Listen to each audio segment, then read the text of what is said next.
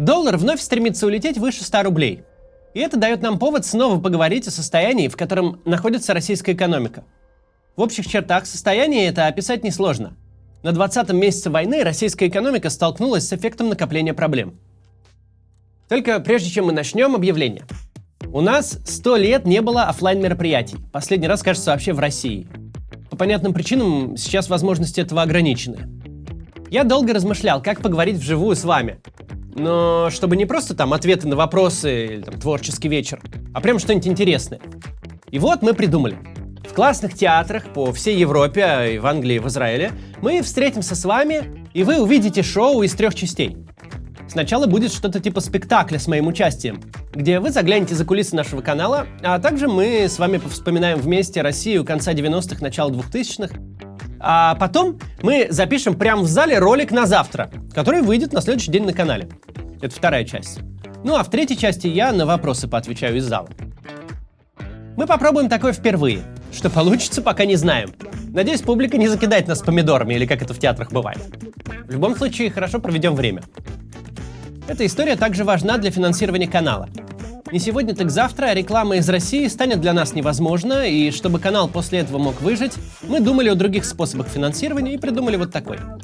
Мы постарались сделать, где могли, и недорогие билеты тоже. Но еще, кроме билета, вы можете сделать дополнительное пожертвование каналу, тогда мы вас пригласим на небольшое автопати и подарим книгу. Или можно сделать большое пожертвование, тогда, кроме автопати, еще мы с вами пообедаем на следующий день, пообщаемся лично и книгу я вам подпишу.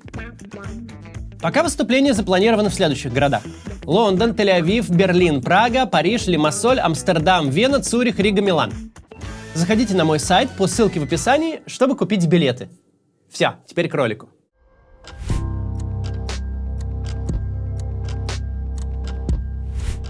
Первый год этой войны многих погрузил в ложный оптимизм. Казалось, что случилась какая-то магия. Страна развязала самую кровопролитную войну в Европе за 80 лет, оказалась под санкциями, потеряла самые важные для себя рынки, поубивала десятки тысяч работоспособных людей, но макроэкономическая ситуация вроде даже улучшилась. Страна пухнет от притока валюты, рубль чувствует себя лучше, чем до войны. Если не учитывать абсолютные мелочи, вроде того, что туалетная бумага Зева больше не продается со смываемой втулкой, то вроде как и вовсе ничего не случилось. Руководство Центрального банка тогда называли не иначе, как волшебниками. Эльвира Набиуллина ходила, словно бы не касаясь земли, и, казалось, способна была вылечить любую болезнь простым наложением рук. На самом деле, приятные экономические парадоксы прошлого года объяснялись не какой-то там гениальностью российских экономических властей. Они объяснялись 2 объективными обстоятельствами. Во-первых, инерцией. Россия очень большая страна с достаточно большой экономикой. Такие системы не начинают задыхаться сразу. Некоторое время они способны ехать сами по себе. Потому что есть резервы, есть складские остатки, есть десятки тысяч предпринимателей, которые способны найти выход почти из любой ситуации. Отыскать ту самую кривую козу, на которой можно объехать санкции, и найти без огласки новых поставщиков и покупателей, например. Во-вторых, сам формат введения санкций. В моменте они невероятно обогатили режим Владимира Путина. Без малого год отделяет начало войны от момента, когда реально заработали первые нефтегазовые санкции. Сложно переоценить масштаб экспортной премии, которую Путин за это время получил. Эффекты эти, позволяющие экономике чувствовать себя так, будто ничего не происходит, исчерпали себя. Тем временем война продолжается и стоит очень дорого. Лишь напрямую она требует на себя каждый 3-й рубль из федерального бюджета.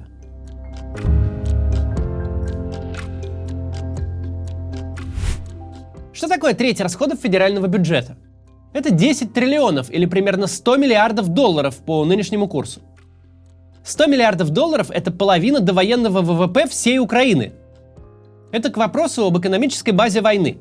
К вопросу о том, почему война, как продолжение государственной политики, утратила свою актуальность уже века 1,5 как. Сначала немеренное количество ресурсов было вбухано в захват даже не 4 регионов Украины, а их фрагментов. Фрагментов, экономика которых почти полностью уничтожена. А теперь на их удержание только напрямую тратится сумма, равная 2 государственным бюджетам Украины в довоенное время в расходной их части. И эти космические траты не учитывают дополнительных расходов на социалку, не учитывают компенсации потерь олигархам и упражнений по импортозамещению. Они не учитывают всех подряд издержек, которые вроде как и в войну не запишешь, но и проигнорировать не сможешь. ведь они по факту являются военными расходами. Однако и это еще не все. Накачка российской экономики бюджетными деньгами еще даже не началась. Ее истинные масштабы мы увидим, когда будет опубликован проект федерального бюджета на 2024 год. Да, перед мартом будущего года первая и главная задача – не бесить и не пугать граждан. Никаких мобилизаций, перекрытия границ, блокировки Гугла. Поменьше разговоров про ядерную войну и публичные казни, а побольше нормальности. Но никто не отменял задачу номер 2. Нужно раздать много пирогов.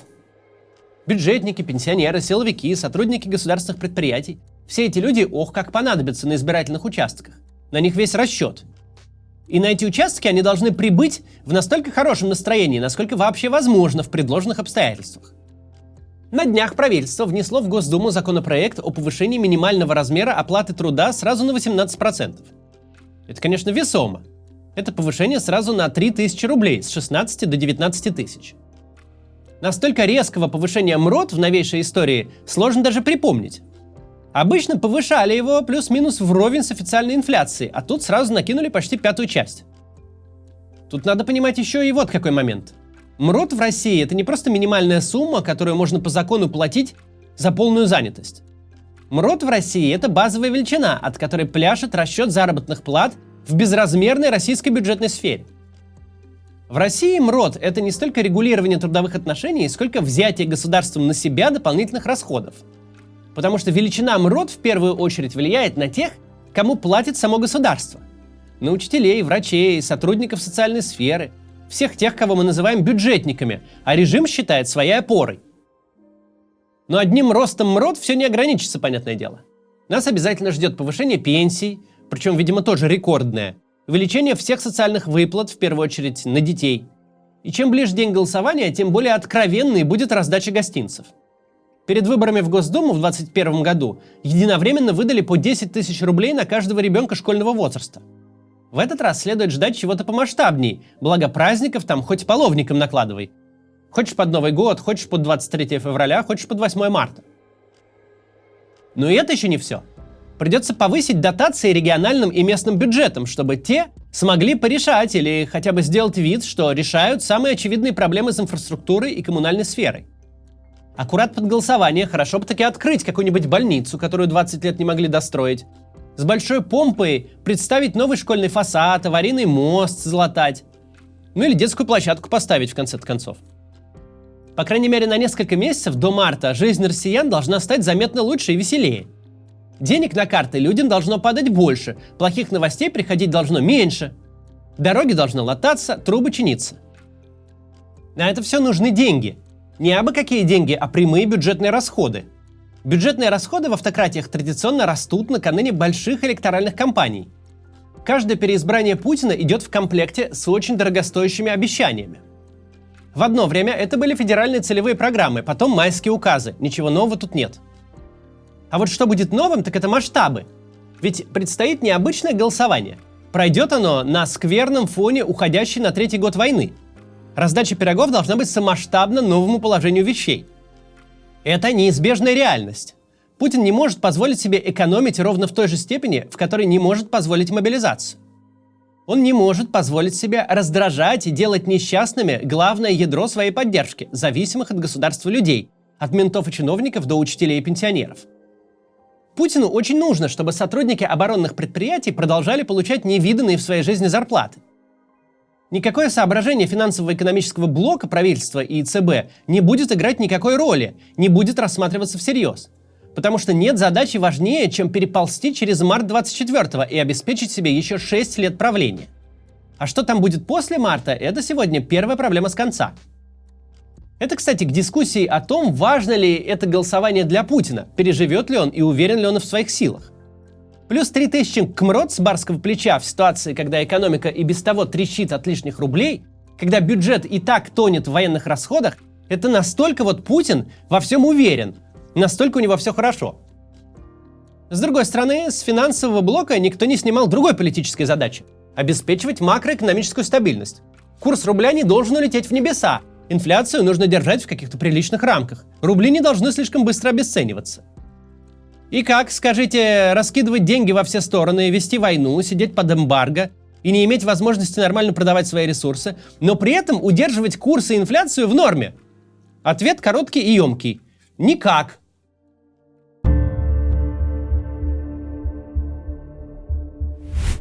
Вообще ни разу не нужно быть экономистом, не нужно знать страшное заклинание макроэкономическое тождество, чтобы понимать, невозможно сожрать весь ассортимент кондитерского отдела и похудеть. Невозможно раздавать деньги всем подряд и рассчитывать, что цены не вырастут, что эти рубли не попадут на валютный рынок, чем подбросят курс доллара резко вверх. Выбрать надо что-то одно. Может ли ЦБ сейчас хоть сколько-то в долгую влиять на курс рубля? Ситуативно – да. Можно продать валюту из резервов, можно попытаться на какое-то время ограничивать ее оборот. Но сегодня ключевая ставка уже 13%. Ее резкое повышение в конце лета заставило доллар немного потоптаться на месте. Но он очухался и снова пошел в рост. Изменится ли что-то, если поднять ставку до 15%? Вряд ли. Хотя в нормальных условиях 2 процентных пункта это очень много, это целое событие. А если задрать ее до 20%? До тех немыслимых показателей, которые были в начале войны? Да тоже сомнительно на самом деле. Если валютный рынок не особо реагирует на запретительную ставку в 13%, которая перекрывает любой кредит в экономике, то почему его должна впечатлить ставка в 20%? Есть огромная разница между бетонной плитой весом в тонну и танком весом в 50 тонн. Но если любая из этих штук свалилась вам на голову, разницы для вас нет никакой. Может ли, с другой стороны, доллар бесконтрольно рвануть вверх, не дожидаясь объявления результатов голосования? Ну, смотрите, сейчас ситуация такова. При цене нефти Brent выше $90 и ключевой ставки 13%, курс потихоньку идет вверх. То есть это дурное, но равновесие. Пока рыночный курс плюс-минус стабилен, в районе 1 цента за рубль. И не очень видно, почему это должно быстро поменяться. ЦБ смягчать политику не будет точно, а значит единственный шок, который может перевернуть игру – резкое падение нефтяных цен. Предсказать нефтяные цены можно с тем же успехом, как ячейку, которая выпадет на колесе рулетки. Но если падение цен все же произойдет, если вдруг российскую нефть придется продавать не за $60-70 при Бренте в 90, а вдвое дешевле, то о балансе в районе 100 рублей за доллар можно будет забыть. Может ли произойти обратная ситуация? Возвращение цифр к благословенному августу прошлого года, к 57 рублям за доллар. Пока совершенно непонятно, как и по каким причинам это может случиться. Гипотетически, можно снова закрутить гайки до отказа, заставить экспортеров продавать валютную выручку, резко ограничить вывод валюты из страны и ее обналичивание, ввести те меры жесточайшего валютного контроля, которые действовали в первой неделе войны. Но тогда возникает ряд других неудобных вопросов. Кто и как будет обеспечивать параллельный импорт? На какие деньги будут покупаться чипы для ракет, запчасти для станков или китайские внедорожники, чтобы наклеивать на них шильдик «Москвич»? Драконовские меры, которые принимало правительство и ЦБ в феврале-апреле прошлого года, это реанимационные мероприятия. Ими можно удерживать рубль от катастрофического падения на какой-то короткий срок, но с ними нельзя жить. Ну да, курс можно такими мерами добить хоть до 60 рублей за доллар. Повесить эту цифру в рамочку и радоваться. Но хрен ли толку, если у вас без импорта встала промышленность, а за ней посыпалась вся экономика? Война действительно способна на какое-то время создать иллюзию экономического благополучия. Война влечет за собой гигантский рост государственных расходов. Создаются рабочие места, растут зарплаты в оборонной сфере и смежных отраслях промышленности. Занятые в этих отраслях сотрудники наращивают потребление, покупают себе одежду, едут в отпуск, ходят в кафе и рестораны. Растет спрос на труд, растут зарплаты у продавцов одежды и путевок в санаторий.